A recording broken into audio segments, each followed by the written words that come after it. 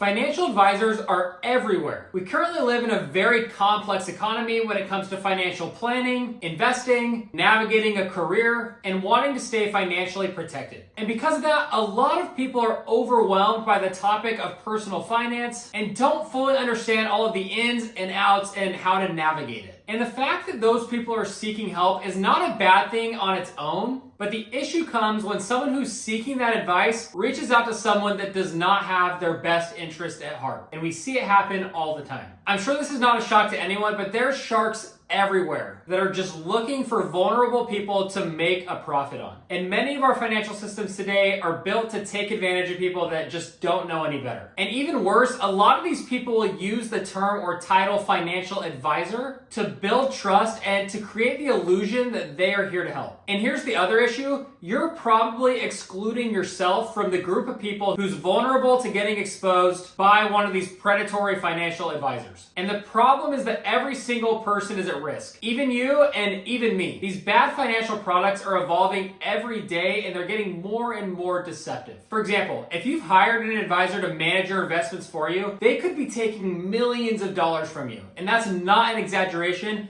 And we're going to go over the exact numbers of that later in the video. So watch this full video to find some of the key areas that these bad financial advisors are lurking. Find out how they lure in unsuspecting customers so that you can avoid making the same mistake. But before we keep going, make sure you hit that subscribe button so that you can learn more about effectively managing your personal finances and so that you can learn how to avoid some of these upcoming situations, because we're going to keep talking about these things. It also really helps out the channel and I would really appreciate it. So thanks. I also just want to call out really quick that there are good financial advisors out there who genuinely want to help people. And they set their pricing in a way that is completely fair. So I don't want this to come off as an attack on all financial advisors because there's definitely good ones. And later on in the video, I'm going to share some advice on how to actually find these good financial advisors. But I just want to mention it before we talk about anything else so you don't watch this whole video thinking that the whole financial industry is just full of bad actors. All right, let's address the biggest thing you need to look out for when you're trying to identify if someone is actually a good financial advisor or if there may be someone you shouldn't take financial advice from. The main difference between a good advisor and a bad advisor is that a bad advisor is actually not an advisor. They're really just a salesperson. And they're likely trying to get you to buy a certain financial product, or they're trying to steer you towards using their firm's services or something in that nature. They're trying to sell you something. And they're usually trying to present you with a product or services where the fees are not clear, and the upside or the benefit of whatever they're selling is also hard to understand. And that's because if they can keep you in the dark, then they can really take advantage of your lack of understanding and charge you more without you realizing the true damage of those fees. In contrast, a good financial advisor is just someone who's offering their advice. Now, they may teach you and they may steer you in certain directions when it comes to your financial decisions, but their goal for you is to financially succeed. And they're not trying to convince you to buy like a certain mutual fund with a certain company. They're not making commissions off of any decisions you make. And they're definitely not taking a percentage cut of your investment profits. Their goal is to give you the information that you need so you can make the best decision for yourself. So whenever you're meeting with anyone when it comes to finances, you have to ask yourself this question. What are they trying to sell me? And if you feel like they're trying to push you really hard on a certain product, then your red flags should go up immediately. And that doesn't necessarily mean the product itself is bad. It just means that you need to do your due diligence on your own on if it's a good decision for you.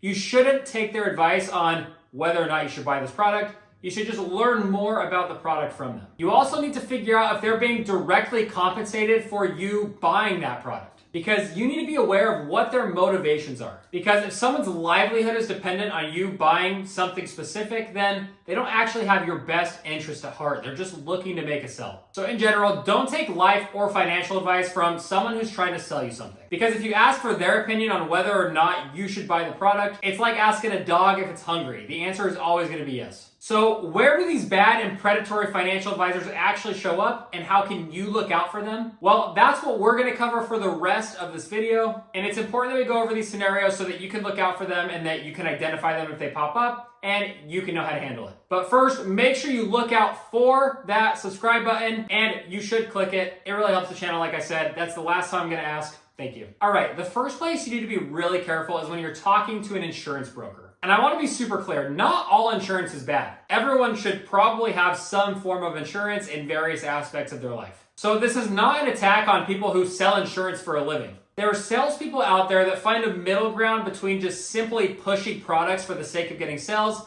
and actually helping their customers find good insurance products that they need. But not all salespeople are good, and in any case, again, you should be aware of their motivations to figure out why are they pushing you towards a certain product. Specifically, you need to keep in mind how they're compensated so that you can know why they actually want you to buy in the first place. Understand that insurance brokers act as an intermediary between you and the actual insurance companies. So think of it as a car dealership, but for insurance. The broker gets paid when the customer buys a policy. So the salesperson is inherently motivated to sell a product even if it's not in the best interest of the customer. And some of these insurance policies are great, and I have insurance myself. Some examples of good insurance is stuff like home insurance, auto insurance, and term life insurance, just to name a few. But some types of insurance are not so great, which we're gonna cover now. For the purposes of personal finance, the type of insurance that is most important and most talked about is life insurance. And that's what we're gonna focus on for this video. Life insurance is used to support your dependents in the unfortunate scenario that you end up passing away. And typically when people refer to life insurance, they refer to something called term life insurance. Now, term life insurance is what I personally use and what I would probably recommend to someone who is looking for life insurance. Now, term life insurance is personally what I use, and it's probably what I would recommend to someone who has dependents who financially rely on them.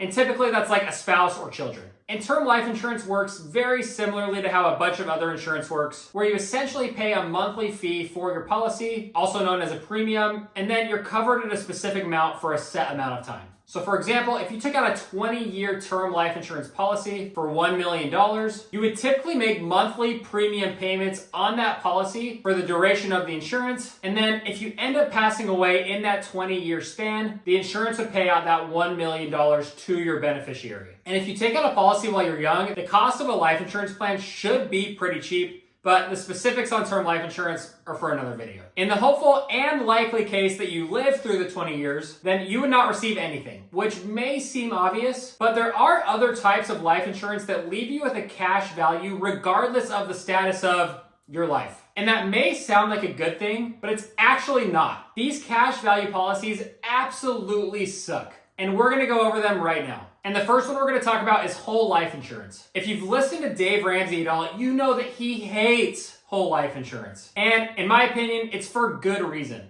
Let's go over the details on why it's bad. Whole life insurance is built under the premise of insuring you throughout your whole life instead of just for a set amount of time like a term life insurance policy would. And that sounds appealing, which is how they get people hooked into it. It does this by building up a cash balance by taking a portion of your monthly premium payment and adding it to that fund, which is the amount of insurance that you have basically. And it also builds on that insurance balance by offering you interest. So if you think about that, you're putting money in, it's growing interest. It's really just a crappy investment account that's disguised as insurance. According to the Motley Fool, the average rate of return on a whole life insurance policy is 1.5% a year, which is horrible. Right now, you can do like 3 times better than that just by putting your money in a high yield savings account. And you also have to factor in that they only put a portion of your monthly payment in that balance. It's not like every dollar that you're paying for your insurance policy is going towards the total benefit of your policy. They're taking a chunk of that for a fee to pay themselves as well. So to summarize, you would really just be better off investing that money on your own instead. This is not an investment recommendation, but when we compare whole life insurance policies to something like the S&P 500, the S&P 500 has been averaging 10% a year over the last 30 years, which is so much better than you could do in any whole life insurance policy. And when you look at those numbers, you really just start to see how bad those policies are. So don't fall victim to them. And you have to be careful because there's a lot of other types of life insurance out there that works very similarly to whole life insurance, but they've been restructured and rebranded because now whole life insurance has a less than stellar reputation. Universal life insurance is one of these. It's very similar to how whole life insurance works, but there's a little more flexibility on like the monthly premium payment. So if you want to contribute less, you can.